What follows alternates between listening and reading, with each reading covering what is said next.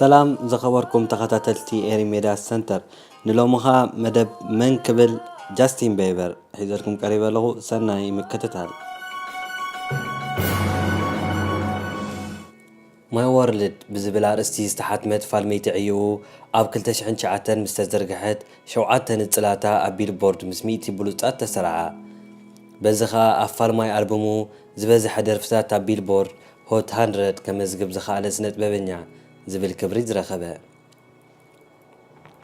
بيبر نبوزحات شلماتات باقيعيو نزبلت اسنت ببنيا 2010 زبلت اسنت ببنيا 2012 بمخان تشليمو اما بر 53 عبي شلمات جرانميون حصي نبره ازي لعلي 4 مليون دقفتي كم زلوو زفلت فوربرس استباهله مصحيت اب 2012 اب زرغحو حتام سالساي زلعله صلاو سنت ببنيا عالم كبل غليصون جاستين بيبر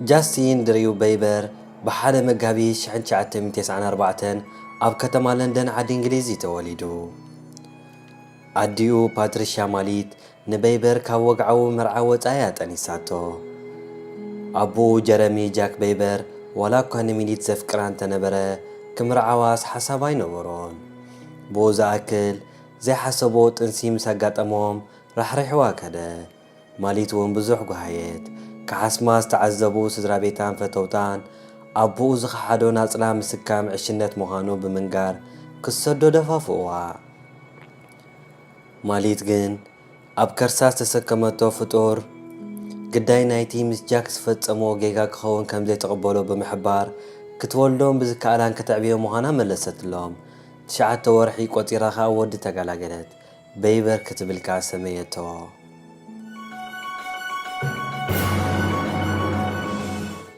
ماليت اب كلتشحن 10 ناو هير باتاب بزبل ارستي ناي غزا رأسا تاريخ هيوت زحقفت مصحف احتمت نعلتات نأسنتا بحفشا ጥንስ ምሰጋጠማ ስለዲዮን ዝበልዋ ዘርአየቶ ጽንዓት ብፍላይ በይበር ምስዓኾኸ ውህብቶ ኣብ ምልላይ ኣብ ኢንዱስትሪ ሙዚቃ ቦታ ምእንቲ ክረክብ ዘካየደቶ ጻዕሪ ድማ ኣብቲ መጽሓፍ ብሰፊሑ ይርከብ ኣብ ጸወታታት ሆኪ ኩዕሶ እግርን ቼዝን ፍቕሪ ዘለዎ በይበር ኣብ ዕድመ ቁልዕነቱ ብናይ ገዛእ ርእሱ ተበግሶ ጻዕርን ፒያኖ ኮቦሮ ጊታርን ትራምፕን ክጻወት በቂዑ ወናኒ ስሑል ጎሮሮ መሃኑ ዘርከበይ ነግሮ በመንባሩ ኣብ ስትራስፎርድ ኣብ ዝተኻየደ ውድድር ደርፊ ተሳተፈ ሶሲክ እትብል ብድምፂ ኒዮ እትዝየም ደርፊ ሒዙ ቀሪቡ ካልኣይ ደረጃ ብምሓዝ ተዓወተ በዚ ንሱን ኣዲኡን ተስፋ ረኸቡ ኣዲኡ እውን ቪድዮታቱ ኣብ ዩቲዩብ ክትእትዎ ጀመረት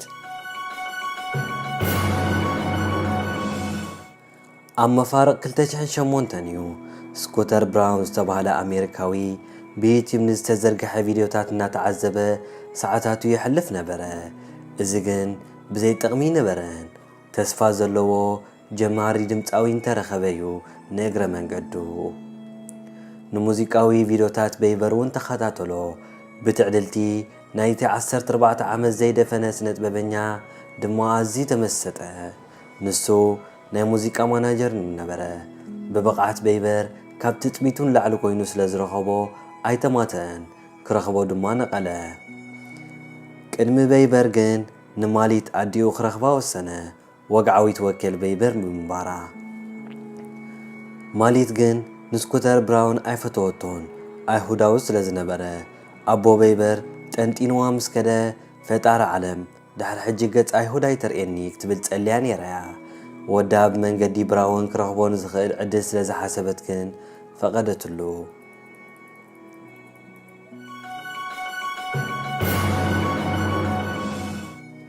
سكوتر براون نبيبر أتلانتا جورجيا نابستبهالي كفلا أمريكا وصلو رايمون براون مستبهالي أوعي كم زراخب بمقبار نتي أب كتوتنو دنك بقعات زن تبارغ دمتاوي مس هزبي مئنتان كفالي زحاشة من قدي كفتلو بدحريزي ينبار بيبر فرما رايمون براون ميديا جروب مستبهالي تكال تانيحو دمامس آيزلاند ريكاردس نخسرح بمسمع كتامو زنبره ኣብ ሓምለ 2007 ንጽር ደርፉ ዋን ታይም ብሬድዮ ምስተፈነወት ኣብ ሃገረ ካናዳ ሓንቲ ካብ 100 ብሉጻት ብምዃን ኣፋልማይ ሰሙን መበል 12 ኮነት ጸኒሓ እውን ኣብ ኣሜሪካ ቢልቦርድ መበል 17 ተሰርዐት።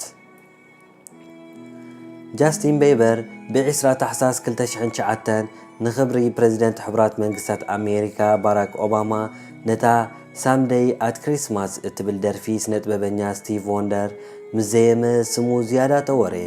ኣብ ዳግማይ ዕዮ ናይታ ኣቐዲማ ብንጉስ ፖፕ ማይክል ጃክሰንን ሊዮነል ሪቼን ተደርፈት ዌይ ኣር ዘ ወርልድ ነታ ብሊዮነር ሪቼ ዝየም ዝነበረ ክፍልታት ብምድጋም ተሳቲፉ። ኣብ ሄይቲ ሰሪ ዘጋጠመ ባህርያዊ ሓደጋ ግዳይ ንዝኾኑ ንምሕጋዝ ድማ እታ ደርፊ ዳግማይ ዝተዓየት። ጃስቲን ቤበር ኣብ ዓብዪ ከተማ ኒውዮርክ ብምዃን ኣብ ሓምለ 2010 ካልኣይ ኣልበሙ ክዓይ ጀመረ።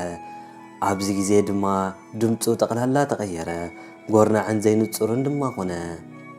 እቲ ክስተት ንቤይበር ኣሻቐሎ፣ ንኣላይኡ ናይ ድሃይ መምህሩን ግን ዘሻቕል ኣይነበረን። ምኽንያት እዚ ድማ ቤይበር ዕድመ ኩትትና ዘይወድአ ብምንባሩ ብጠንቂ ምቅያር ድምፂ ቤይበር ዝተረድአ ኣላይኡ ብግቡእ ምትዕርራይ ገበረሉ። በዚ ድማ ስክፍታ ቤይበር ተቐንጠጠ። እታ ኣንደር ዘ ሚልስተን ዘርእስታ ኣልበሙ እውን ካብታ ቀዳሚቲ ኣልበሙ ብዘይሰንፍ መልክዕ ኣብ 2011 ተዘርግሐት። ሳልሰይቲ ኣልበም ውሩይ ድምፃዊ ጃስቲን ቤበር ብሊቭ ድማ ኣብ 2012 ንሕትመት በቃዕት። ጃስቲን ቤበር ኣብ ዓውደ ፊልም እውን ዕዙዝ ኣበርክቶ እዩ ዝሕዝ። ዓበይቲ ፊልምታት ዓለምና ኣብ ዝኾና ፊልምታት ብምውሳእ ተሳቲፉ እዩ። ኣብታ ንገዛእ ዛንቱ ወኪላ ዝተዓየት ፊልም ጃስቲን ቤበር ኔቨር ሴይ ኔቨር ግን ብፍሉይ ይዝከር። እታ ፊልም ብልጽ ነበረት። ኣብ ቅነ ዝርግሐ ጃስት ጎ ዊዝ ኢት እትብል ኮሜዳዊት ፊልም ተቐዲማ ካልእቲ ዝበለጸ ሽያጥ ዝረኸበት ፊልም ክትከውን ክኢላ እያ። ማሕበራዊ ህይወት ጃስቲን ቤበር ከመይ ይመስል? ኣብ መንጎ ወለዱ ብዝተፈጥረ ዘይምርድዳእ ብጽንዓት ኣዲኡ ዝኣክል ፀሓይ ዓለም ክርኢ ዝበቕዐ ጃስቲን ቤበር ንምንጻል ጥንሲ ብዕቱብ ናይ ዝቃወም ጉጅለ ኣባል እዩ። ምንጻል ጥንሲ ምቕታል ነብሲ ምዃኑ ድማ ይጠቅስ። ኣብ ለካቲት 2011 ምስ ሮሊንግ ስቶን ኣብ ዝገበሮ ቃለ ምሕታት ብዛዕባ ደቂ ኣንስትዮ ብዝተሓተተ ብዘይተፍቅራ ከመይ ኣቢልካ ብዓራት ክድቅስ ይከኣል ክብል መሊሱ። ብ27 ለካቲት 2011 ቤበር ውሪይቲ ኣሜሪካዊት ተዋሳኢትን ድምፃዊትን ምስ ዝኾነት ሰሊና ጎመዝ ብምዃን ቬንቲ ፌር ኦስካር ፓርቲ ተሳቲፉ። ብኡኻ እቶም ክልተ ስነጥበኛታት መንእሰያት ኣብ ዓይኒ ጋዜጠኛታት ኣተዉ። ጸኒሖም እውን ፍቕራዊ ዝምድና ከም ዘለዎም ኣፍለጡ።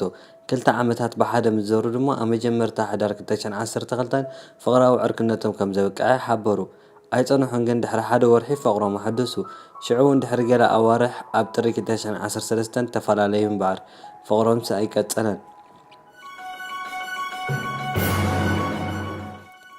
እምበር ከዝተኸበርኩም ተኸታተልትና ሎም ዘዳለኹ መደብ እዚ ነይሩ። ከምወትሩ ላይክ፣ ሼር፣ ሳብስክራይብ ኣይትረስዑ።